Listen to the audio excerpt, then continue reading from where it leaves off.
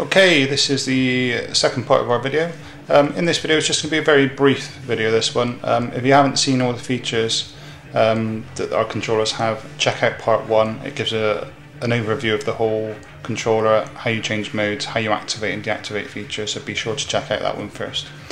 In this one it's just going to be a very quick video just to show you, we'll just start the game up, save a bit of time, just to show you how you increase, as I said, it's fully adjustable with the rate of fire and fully adjustable with the shots, the amount of shots that you have in burst fire as well. I'm just going to quickly show you that now. To do this, I'll start the game up and just show you. I'll put burst fire on. Let's have a look. If we just have the FAL.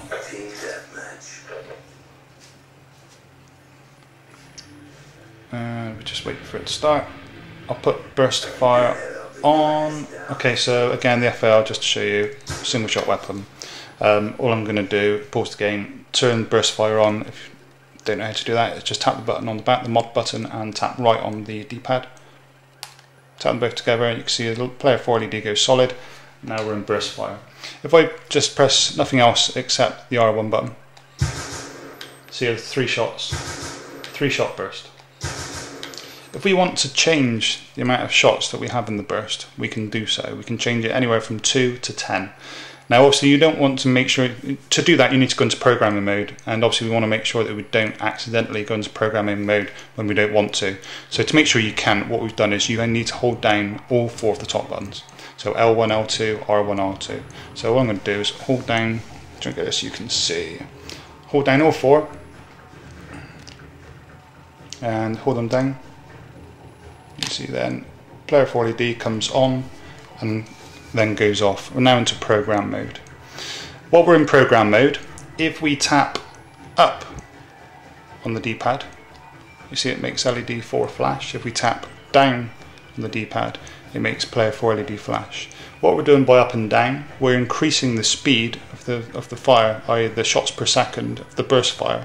Up to go up, down to go down. So up will make it fire faster, down will make it fire slower. Obviously we're looking at burst fire, so similarly we tap right, we'll get a flash. If we tap left, we get a flash. We tap right, we're increasing the shots per second. If we tap left, we're decreasing the shots per second. So we had 3, let's tap right, 4, 5. So we just added 2 shots to it. We now should have 5 shots in our burst fire mode. So just to check that that's actually taking place, what we'll do is store that by again holding down all 4 buttons. Hold them down and we'll get a flash of the LED, and then it comes on solid and then back off. So now when we go on, if we put burst fire back on now, all we need to do again to put burst fire back on, tap the mod button and right on the D-pad. And now LED 4 solid, so we've got burst fire active. If I now hold down R1, there we go, 1, 2, 3, 4, 5, 5 shots in our burst mode. And like I said, you can increase the speed of the fire by going into program mode and doing up and down to increase or decrease the shots per second, going into program mode and increasing or decreasing by pressing left or right for the burst shots, how many shots we have in our burst. Like I said, you can decrease it to 2 or you can increase it to 10. It was 3, like you see we just adjusted it nice and simple. We've now got 5 shots in our burst.